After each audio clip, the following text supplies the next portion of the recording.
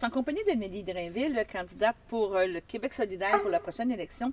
Aujourd'hui, Amélie, on veut parler des propositions politiques, vraiment, de ton parti. Dans un premier lieu, si tu es d'accord, on va parler un peu national, justement, qu'est-ce qui est proposé, qu'on entend. Et après ça, dans la deuxième partie de l'émission, on parlera vraiment de qu'est-ce que Amélie Drainville voit pour le comté. Est-ce que ça te convient? Absolument, je suis prête. T'es prête? Donc, les premiers sujets, je pense que, premièrement, Québec solidaire est un des partis qui est le plus impliqué dans ce mouvement-là, dans cette présentation-là. On parle d'environnement. Je pense qu'on n'a pas le choix de parler d'environnement. Je pense que c'est un des chevals de bataille de Québec solidaire. Peux-tu nous parler au niveau national, qu'est-ce que Québec solidaire veut présenter en environnement? Oui, absolument. Puis merci d'ailleurs, Daniel, de poser cette question-là en premier parce que ça montre l'importance de cette question-là, de l'enjeu. En 2022, c'est l'élection de la dernière chance pour l'environnement. Moi, je pense que les Québécois et les Québécoises sont tannés de se faire donner des leçons par le premier ministre du troisième lien sur c'est quoi s'occuper d'environnement. François Legault, sa crédibilité en environnement, elle est nulle. Nous, à Québec solidaire, on a un projet de société ambitieux, crédible, rigoureux et qui est basé sur cette transformation de la société qu'on veut faire pour la transition écologique.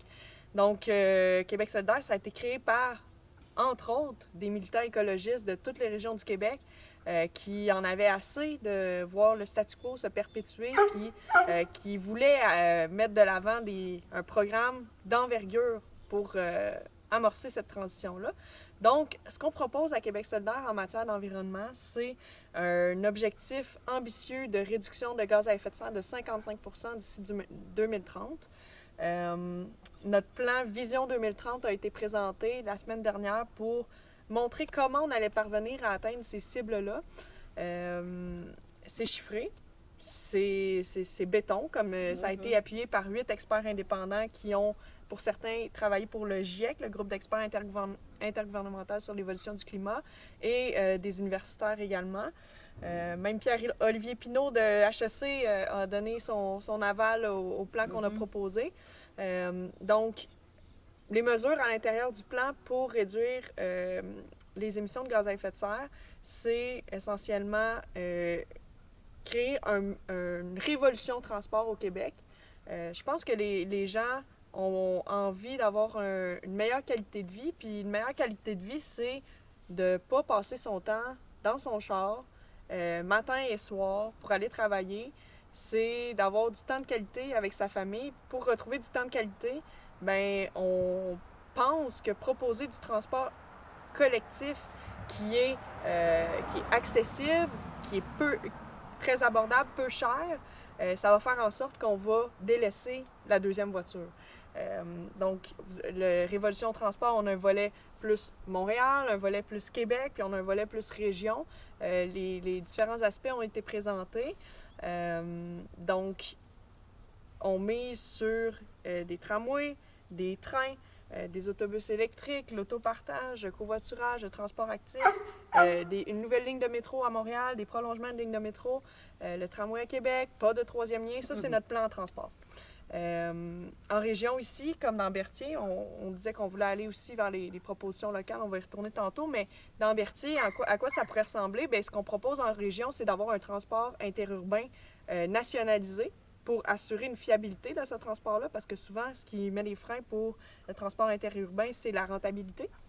Puis l'efficacité. L'efficacité aussi. Fait que si on a un transport interurbain qui est fréquent, qui est efficace, ben là, c'est sûr que les gens vont vouloir avoir tendance plus à l'utiliser. Oui. Puis ajouter au transport interurbain efficace un transport local, comme les services de taxibus et d'autres lignes de bus qui vont permettre même dans un rang, comme chez nous à l'île du Pas, d'avoir une facilité, au besoin d'avoir un transport collectif pour accéder à différents services qui se rendent pas jusque dans le fin fond des rangs. Je veux pas te mettre en boîte, mais je t'en parle un petit peu parce que c'est quand même une députée de Québec solidaire qui a mis l'accent sur justement les normes environnementales justement en matière de pollution. Dans le fond, c'est un petit peu ça. On parle en Abitibi là, de la fonderie Horn. On parle que peut-être réactiver GNL là, parce que l'Allemagne en a besoin.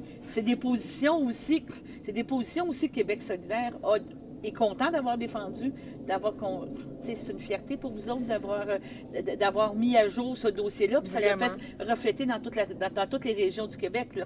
Ça n'a pas juste un impact là-bas, parce qu'ils n'ont pas eu le choix de donner les normes là, qui ont été acceptées. Là.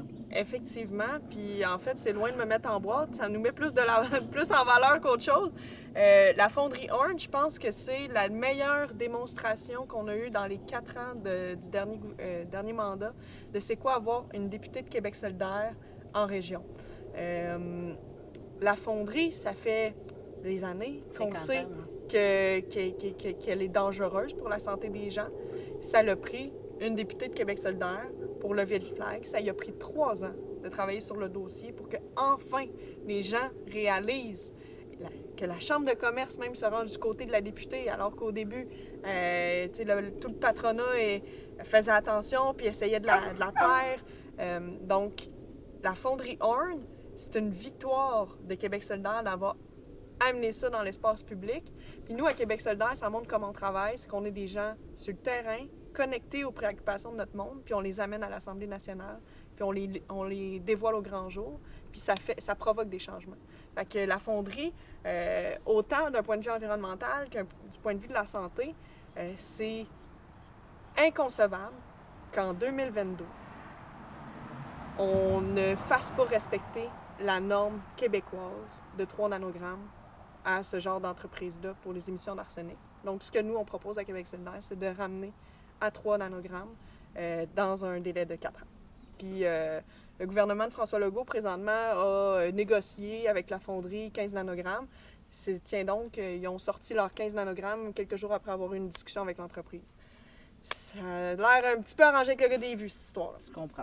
Tout en lien avec tantôt, qu'est-ce qu'on vient de parler, les normes au niveau de Fonderie Horn, les propositions en termes de famille pour aider les gens, parce que là, on vient d'encore avoir une hausse des taux d'intérêt. On parle de gens qui passent de peut-être 600, 800 pièces par mois d'augmentation de paiement d'hypothèque, à part l'épicerie. C'est sûr que je te dirais, on pourrait dire faites votre jardin, là, mais il faut quand même, faut quand même avoir une égalité pareille. Là. Une famille aujourd'hui, on a on a comme un paradoxe. Je m'en allais dire faites des enfants, c'est beau maintenant les familles de 2, 3, mais il faut les nourrir, il faut les faire vivre, ces familles-là. Puis là, ça commence à être un peu serré. Là. Tu me fais rire, Daniel, avec ton histoire de faites votre jardin, parce que pour moi-même, faire un assez grand potager, je sais à quel point c'est quand même énergivore, c'est super méditatif puis agréable comme activité, mais ça prend énormément de temps là, aller vers l'autosuffisance. Fait que c'est sûr que c'est quelque chose qu'on voudrait prôner, mais pour réussir à aller vers ça, ben ça prend une qualité de vie puis du temps. Puis nous, à Québec solidaire, ce qu'on propose justement pour les familles, c'est de leur redonner du temps. Je vais divaguer sur plein de nos propositions qui vont dans ce sens-là, puis dans le sens de redonner du pouvoir aux familles sur leur vie. La première étant que notre proposition pour ce qui est du travail, c'est de réduire la semaine de travail à 35 heures sans perte de salaire, avec 12 congés fériés par année, donc un férié par mois, puis 10 congés de maladie payés. Pour tout le monde qui est en emploi depuis au moins 1 an avec un employeur, avec 4 semaines de vacances payées après 1 an également. Fait que ça, c'est notre façon de redonner du temps, de l'espace mental aux gens, qui freiner l'épidémie de burn-out. Ça va déjà être quelque chose qui va énormément soulager les familles. Ensuite, si on regarde du côté de la petite enfance, on a 2 propositions assez intéressantes. La première étant la prestation Poupon, qui a été annoncée par Myriam Lapointe-Gagnon, notre candidate dans Rivière-du-Loup, Témiscouata, les Basques, qui est, dans le fond, anciennement la porte-parole de Ma place au travail. Donc, le regroupement qui s'est beaucoup mobilisé pour les familles qui ne trouvaient pas de place en CPE. Présentement, la liste d'attente en CPE est rendue à 52 000 noms. 52 000 enfants qui n'ont pas trouvé de place en CPE, ça veut dire c'est combien de femmes qui ne sont pas capables de retourner à leur carrière et obligées de rester à la maison parce qu'elles ne trouvent pas de place en CPE. Okay. Nous, à Québec solidaire, on va faire des places en CPE une priorité nationale. Donc, notre vision, Là, par contre, sur le chiffre exact, je ne voudrais pas me tromper, mais c'est autour de 30 à 40 000 places qu'on s'engage à faire dans un premier mandat, que ce soit en CPE, en milieu familial et aussi avec notre nouveau modèle de micro-CPE. Bon, c'est ça pour savoir que là, le privé n'existe plus. Là. Nous, Qu'est-ce qui est Québec privé, solidaire, autant pour les écoles, le réseau scolaire que pour le réseau des CPE, on souhaite rendre public le plus possible. On ne va pas forcer du privé à devenir public, mais on va mettre des incitatifs pour que ça se produise. Donc, les micro-CPE, dans le fond, l'objectif, c'est en région rurale où tu n'as pas la capacité d'avoir un CPE de 80-100 places, mais ce serait d'avoir des petits CPE dans les milieux de travail, dans les écoles, pour faciliter l'accès aux parents. Puis, ça serait des CPE de 8 à 20 places peut-être, où il y aurait 3-4 éducatrices, où il y aurait des bonnes conditions de travail. Fait que ça, c'est un modèle qu'on souhaite mettre de l'avant. J'ai parlé aussi de, c'est ça, la prestation Poupon. Je pense que j'en ai parlé, puis j'ai pas précisé encore c'était quoi. La prestation Poupon, c'est que présentement, dans le fond, quand le régime québécois d'assurance parentale finit après, dans le fond, que l'enfant ait 1 an environ, de 12 à 18 mois, c'est là que c'est le moment le plus critique où les parents ne trouvent pas de place en garderie. Donc, ce qu'on propose, c'est d'offrir une prestation de 870 $ par mois à chaque famille qui est inscrite sur la liste d'attente pour une place en CPE et qui ne trouve pas de place. Donc, c'est une prestation d'urgence pour ces familles-là qui perdent un salaire là, pour la famille. Donc, c'est fondamental parce que c'est du monde qui sont plus capables de payer l'épicerie ensuite. Ben, c'est ça. Fait que pour la petite enfance, c'est ce qu'on propose. Puis, c'était quoi la question générale? On parlait de... pour les familles. Tantôt, tu m'as parlé de... Moi, c'est ça, mais je vais t'amener... Mais je vais t'amener, je pense que je vais t'amener dans... On parle des familles, tu parles de redonner du temps aux familles. Il y a 2 choses aussi qu'on a besoin pour redonner du temps. Parce que les familles, aujourd'hui, de tout âge, on va dire, sont devenues aidants naturels parce que tu as les personnes âgées. Et je te dirais, le temps à l'hôpital. Moi, je vais t'amener sur une chose parce que présentement, c'est d'accès aux médecins de famille, que ce soit une famille, une jeune famille ou n'importe quoi. Si tu me dis, oui, j'ai donné du beau temps, ça va bien, 35 heures, mais quand elle a passé 20 heures à l'urgence, elle ne trouvera pas plus drôle. Son temps de famille, il n'est pas là. Il y a des solutions que vous voulez apporter, vous autres, sur ça. Absolument. Nous, dans le fond, notre vision de la qualité de vie de nos aînés, c'est vraiment de retourner vers les soins à domicile, puis d'ouvrir nos CLSC 24/7. Donc, ça, c'est vraiment une priorité qu'on va faire en matière de santé parce qu'effectivement, puis je vais arriver au prochain an ensuite, là, mais la base de notre problème avec le système de santé présentement, c'est qu'on n'a pas accès à des soins de santé de proximité, puis qu'on a fait du tout à l'hôpital. C'est-à-dire que l'hôpital, c'est devenu le cœur focal du système de santé, puis les urgences, c'est devenu la porte d'entrée première, alors que ça aurait dû être, pour Québec solidaire, selon nous, le 811, puis les CLSC, alors que dans les années 70, quand le modèle du CLSC a été créé, l'objectif de cette institution publique-là, c'était d'être la première porte d'entrée avec des équipes multidisciplinaires où les gens vont pouvoir aller trouver un soin de santé adapté à leurs besoins dans le moment. Mais la problématique qu'on a, c'est que les médecins s'incorporent. Donc, les médecins, c'est pas des médecins de l'État. C'est des médecins indépendants qui font ce qu'ils veulent. Tu es d'accord avec moi que tu peux même pas dire à un médecin présentement, tu vas aller travailler au CLSC, tu vas aller donner des heures, tu vas aller faire ça. Tu sais, une pharmacie pour être ouverte, il faut qu'il y ait un pharmacien en tout temps, là, que ce soit Jean Coutu, n'importe quoi. Donc, s'ils veulent faire de la business, il faut qu'il y ait quelqu'un de 9 à 9 s'il offre des services.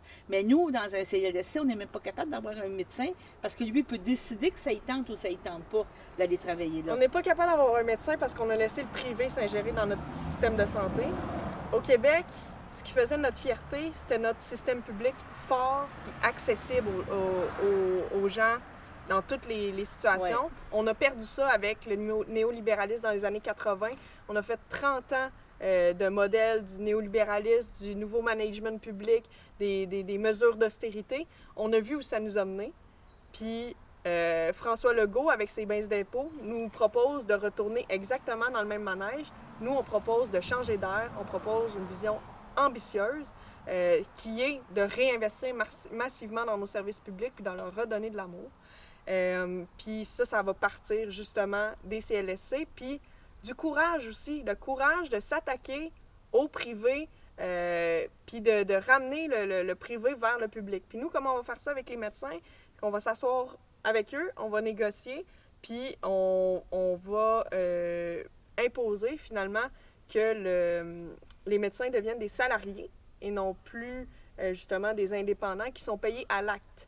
Le paiement à l'acte, dans le fond, ça fait en sorte qu'il y a beaucoup d'actes médicaux qui sont réservés aux médecins ou que les médecins préfèrent garder pour eux-mêmes parce que, bon, ça permet de facturer facilement. Payant, là, je pense pas que... Je suis pas en train de dire que tous les médecins sont des personnes malhonnêtes, là. C'est pas ça que je suis en train de dire, mais le système est fait de telle sorte que ça favorise ce genre de pratique-là, alors que, selon nous, les médecins devraient être comme tous les autres salariés du système de santé publique.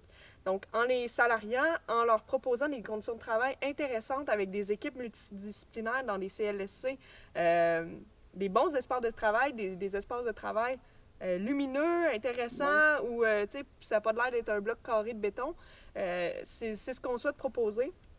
Puis je pense que ça va ramener non seulement des médecins, mais aussi des infirmières, des psychologues, des sexologues, des psychoéducateurs, des travailleurs sociaux, des nutritionnistes. Ça va ramener tout ce monde-là dans notre système public. C'est ça qu'on propose. Puis, on a parlé aussi de proche aidance. Oui, c'est ça. Je trouvais ça important je m'en allais te relancer sur ça. Le Québec solidaire, on a proposé, puis là encore là, les chiffres, là, on en sort tellement à chaque journée de campagne que j'en oublie des petits bouts.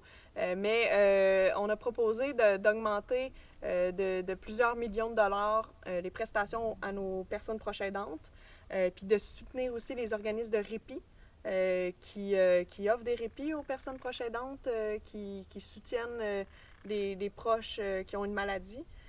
Donc, pour nous, la proche aidance, il faut le voir aussi comme un travail qui est souvent, qui est tout le temps non rémunéré, ou en tout cas en partie subventionné pour les services qui sont offerts, mais qui est accompli essentiellement par des femmes, encore une fois, qui se sacrifient parce qu'on les a socialisées comme étant des personnes...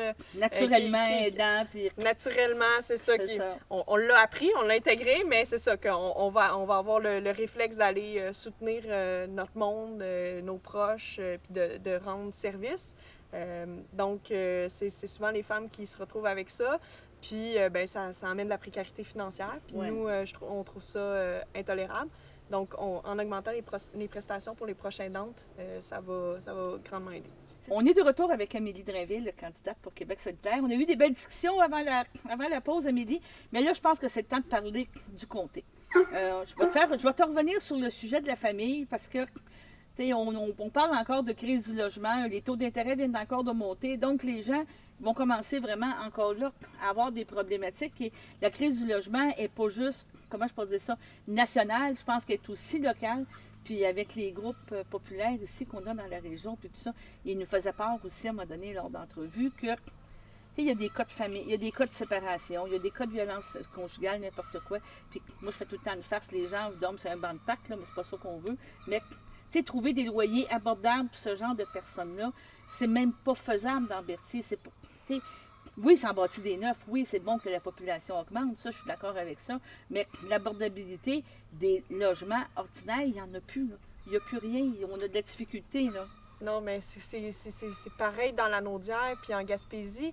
Il y a des gens qui se trouvent un emploi ici puis ils sont même pas capables de rester dans la région parce qu'ils ne trouvent pas de logement. Donc c'est ça qui motive. Des fois, tu viens travailler ou tu viens pas travailler. Ben, c'est ça. C'est des coûts, c'est des pertes sociales importantes. Donc, nous, à Québec solidaire, je pense qu'on est le parti dans le dernier mandat qui a prouvé qu'il était prêt à lutter contre la crise du logement.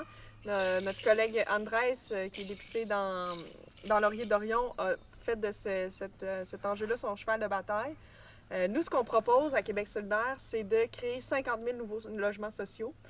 Dans la Naudière, ça reviendrait à environ 3 000 unités de logement social qui seraient ajoutées dans les prochaines années. Dans Berthier, il faudrait voir ensuite la répartition, mais on s'entend que dans la Naudière, c'est quand même bien d'avoir une idée. 3 000 logements sociaux, ça a quand même de l'allure. Donc, ça, c'est la première mesure qui, pour avoir du logement abordable, il faut réinvestir dans le logement social. On n'a pas le choix. C'est quelque chose qui a été délaissé par les gouvernements dans les années précédentes. Il y a eu un manque de reconnaissance. De reconnaissance. Qu'il y avait une crise. Oh mon Dieu. On n'en parle même pas, là. Ça a pris... tu sais, la ministre de l'Habitation l'a prononcé du bout des lèvres à la fin du mandat, mais ça a pris des mois et des mois avant qu'elle puisse même sortir un petit bout d'affirmation qu'il y a une crise du logement. Donc, c'est... Je sais pas c'est qui vit dans le pays des licornes, honnêtement. Là. Souvent, ils disent que c'est Québec solidaire. Moi, je pense que c'est le gouvernement de la CAQ. En tout cas, s'ils sont pas dans le pays des licornes, là, ils ont la tête bien couchée sur l'oreiller puis ils voient pas clair. Nous, à Québec solidaire, on s'aligne les yeux avec les trous puis on propose des solutions qui vont vraiment être concrètes dans la vie du monde puis qui vont solutionner pour vrai les crises qu'on vit. Fait que pour la crise du logement, on a d'autres belles propositions aussi, le contrôle des loyers. Qui est une revendication de longue date des organismes en logement. Ensuite, on a une proposition aussi qu'on a sortie qui est...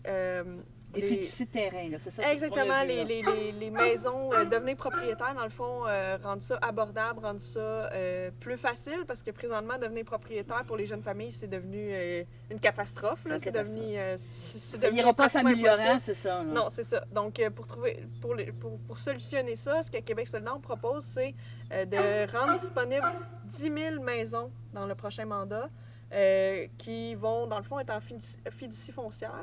Ce qui veut dire qu'on va les acheter à un certain prix, les remettre en état, puis les revendre 25 % moins cher.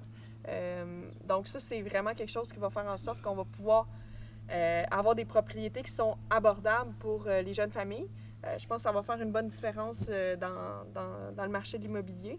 Et puis là, la crise du logement, on pourrait en parler longtemps. On a beaucoup de propositions qui vont faire du bien et qui vont donner un peu de lousse au monde. Ouais. On parle aussi, au niveau local, il y a un enjeu qui est quand même important. On va parler des relations avec les Atikamekw, avec les choses. Je pense que Québec solidaire a déjà créé des ponts. Là. Vous voulez vraiment faire de l'inclusion avec ces nations-là. Hein? Absolument. Puis on est vraiment fiers à Québec solidaire d'avoir l'équipe qui a le plus de candidatures autochtones de la campagne, mais le plus de candidatures autochtones de l'histoire du Québec sur la ligne de départ. On a 6 personnes issues des Premières Nations qui se portent candidates pour Québec solidaire. Ça, c'est une grande fierté, puis c'est le résultat d'une démonstration d'empathie puis d'écoute qu'on a fait à leur égard depuis notre fondation, finalement, dans les 16 dernières années.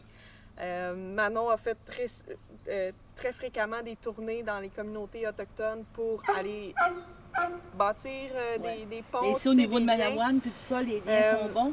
Bien, c'est sûr. On a fait la même chose au niveau local. Pour moi, la communauté Atikamekw, c'est notre peuple voisin, c'est nos amis. En tout cas, je le souhaiterais que ça le devienne. Je sens qu'il y a des blessures de leur côté de la façon dont on a traité ce peuple-là.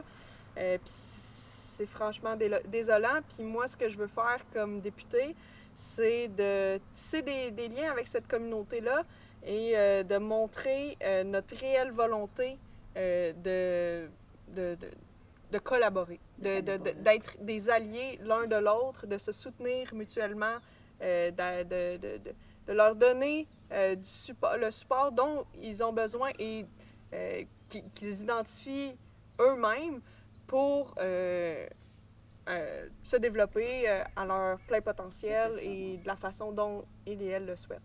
Puis, de mon côté, je me suis beaucoup mobilisée au kilomètre 60 contre les coupes forestières qui ont été faites sur le territoire de la famille Dubé. Les Atikamekw ont très peu de poignes sur les coupes forestières qui se passent sur leur territoire. La réalité, c'est que ils sont consultés par obligation par les forestières pour aller faire des coupes, mais comme la relation est en état encore de colonialisme, le gouvernement donne des droits de coupe aux forestières, puis les forestières ont le droit de les couper, peu importe ce que les Atikamekw en disent. Donc la seule chose qu'ils peuvent faire, qui est de leur ressort, c'est de négocier quelques pinottes qu'ils sont capables d'aller chercher pour... Comme par exemple le cas de la famille Dubé, c'était de protéger leur érablière. Puis même ça, à ce moment-là, ils n'ont même pas réussi à la protéger des coupes.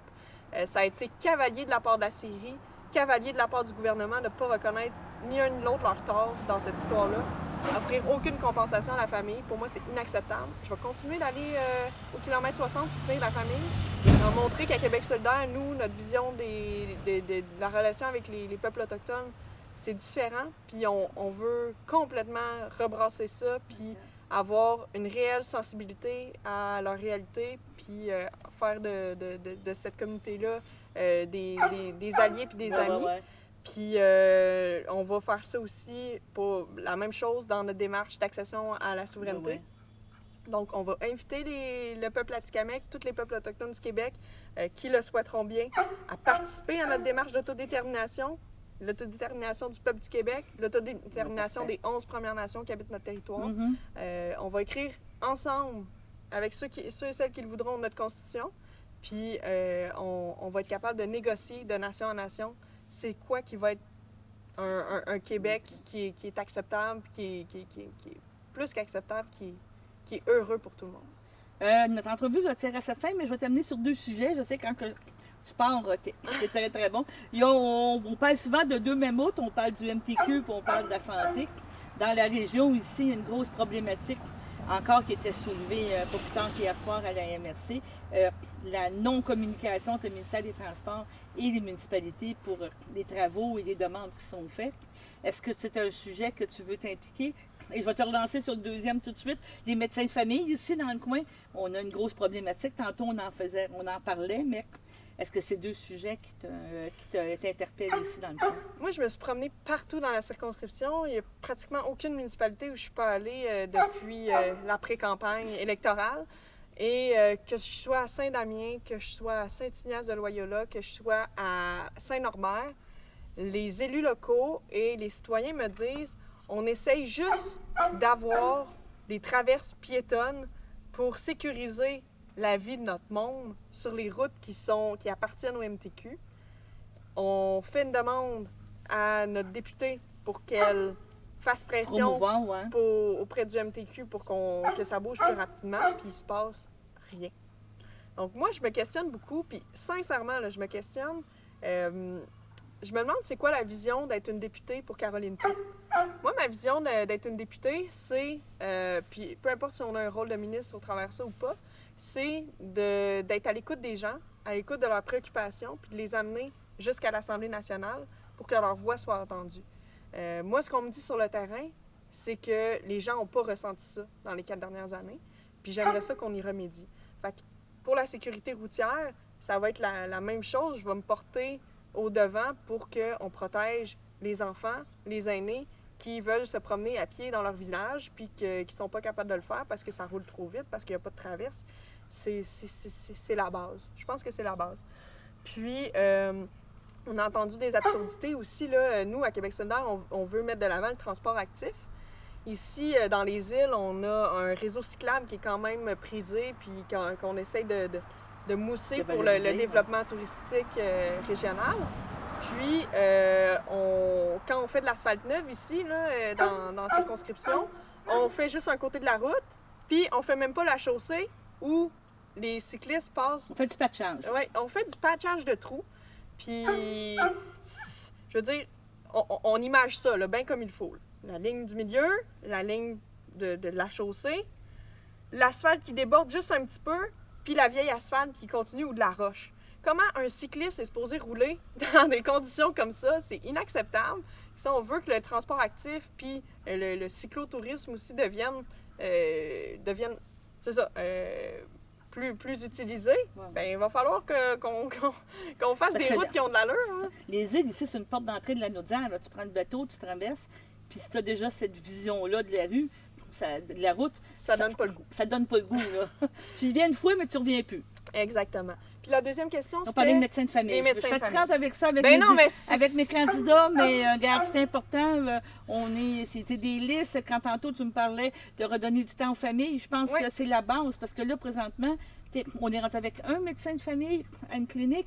Personne n'est intéressé, supposément. Bon, ils se créent des cliniques peut-être la Valtrie et tout, mais est-ce que les arguments qu'on reçoit, c'est que ça ne tente pas de venir parce que, bon, c'est pas assez neuf, c'est pas assez d'argent? Moi, je me pose des questions là, à un moment donné. Est-ce qu'il y a un vrai désir de venir s'implanter? Moi, la question aussi que je me pose, c'est comment ça se fait que la santé est une compétence provinciale, puis que c'est rendu que c'est les municipalités, puis les organismes communautaires qui doivent faire du démarchage pour trouver des médecins. Oui, oui. C'est ridicule. Je comprends pas qu'on soit rendu là à ce point, tu sais, à ce point bas que faut que ce soit les élus locaux qui fassent des démarches pour trouver des médecins sur leur territoire. Ça veut dire qu'on À la limite, des on a à ce fondations, point là. délaissé nos services publics. Je trouve ça L'argument que fascinant. tu amènes, c'est même des fondations. Pourquoi qu'il y a une fondation de l'hôpital pour fournir des équipements à l'hôpital? Tu sais, c'est parce que c'est pas normal, on est public. Donc, tu contribues en plus de tes Exact. taxes à donner, de faire des activités. Je donne l'argent à la fondation qui va acheter des équipements, mais c'est parce que c'est pas normal, là. Absolument. Puis, j'ai expliqué un peu les fondements de notre vision en santé tantôt. Nous, c'est ça, ce qu'on vise. En fait, je pense que je vais le présenter autrement. Ça fait 20 ans, je pense, que chaque parti, à chaque élection, systématiquement promet un médecin de famille pour tout le monde. Je suis plus capable d'entendre cette ligne-là. C'est comme la ligne bleue du métro. Le prolongement, on ne l'a jamais vu depuis les années 70.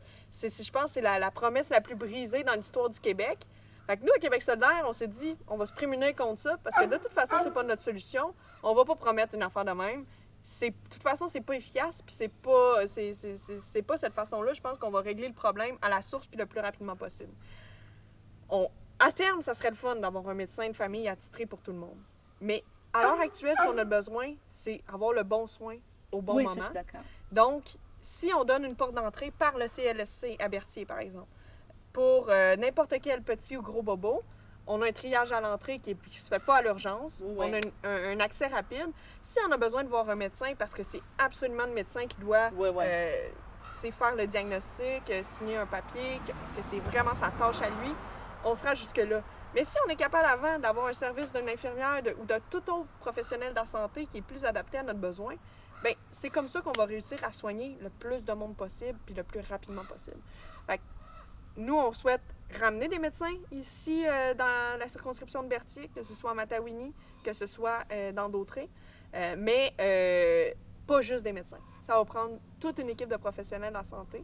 Puis la vision solidaire, là, tout est dans tout. Là. C'est-à-dire que si on ne règle pas la crise du logement, ben, on ne réussira pas à les avoir, les professionnels de la santé.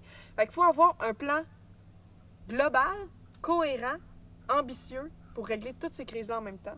Puis qu'on vienne pas me dire qu'il n'y a pas d'argent, parce que pendant la pandémie, quand il y a des crises, on trouve toujours de l'argent quelque part pour solutionner les crises. Là, on vit une crise climatique, on vit une crise du coût de la vie, on vit une crise du vieillissement de la population. 3 crises en même temps. Il va falloir qu'on ait une gestion de crise, qu'on investisse l'argent qui est nécessaire pour solutionner ces crises-là. Parce que de toute façon, si on ne le fait pas, on fonce dans un mur. Donc, c'est quoi qui nous reste comme choix? Décider collectivement, puis de façon consensuelle ou pas, là, ou je veux dire de façon un peu passive que, OK, bon, on va continuer, comme propose François Legault, on va continuer puis on va foncer dans le mur tout le monde ensemble, ou on va chercher l'argent là où il est, puis on le réinvestit dans nos services publics pour solutionner les crises. On a le choix entre continuer puis changer d'air. Moi, je pense qu'on est mieux pour changer d'air. Donc, tu es encore toujours aussi passionné. Toujours. Je dirais toujours aussi passionné. Je vais te poser la dernière question que je pose à tous mes candidats. Le 4 octobre au matin, c'est quoi? Amélie Drainville, députée de Berthier. Elle fait quoi? Le 4 octobre au matin, je pense que je vais dormir un peu. Non, mais tu peux pas t'appeler à la tâche tout de suite, justement, Ben oui, travailler. ben oui, c'est sûr. Puis c'est pour ça que je travaille comme sans relâche depuis des mois, parce que je souhaite être la députée de Berthier, je souhaite aller représenter les gens à l'Assemblée nationale. Moi, j'ai toujours dit, tu sais, quand on est jeune, on nous dit toujours, l'important, c'est de participer. C'est vrai que c'est important de participer, mais c'est toujours plus le fun quand on participe qu'on gagne aussi. Oui. Moi, je joue pour gagner. Parfait. Pas gagner pour gagner, gagner pour changer le Québec, gagner pour changer la vie des gens ici dans Berthier.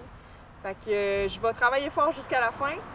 Je sais pas qu'est-ce qui va arriver le 3 octobre au soir, puis je sais pas qu'est-ce que je vais faire le 4 octobre au matin, mais soyez assurés que si les gens d'ici m'accordent leur confiance pour aller les représenter, je serai prête à me mettre à l'ouvrage rapidement. Puis je termine en disant que ici dans Berthier, c'est de plus en plus clair que c'est une bataille entre la CAQ et Québec solidaire. Les gens qui sont tannés de continuer puis qui veulent changer d'air, il faut qu'ils viennent du côté de Québec solidaire, voter pour Amélie Drainville. Je pense que ce serait un bon choix. D'accord, je te remercie beaucoup, Amélie. Merci Daniel, c'est bien apprécié. Apprécié, merci.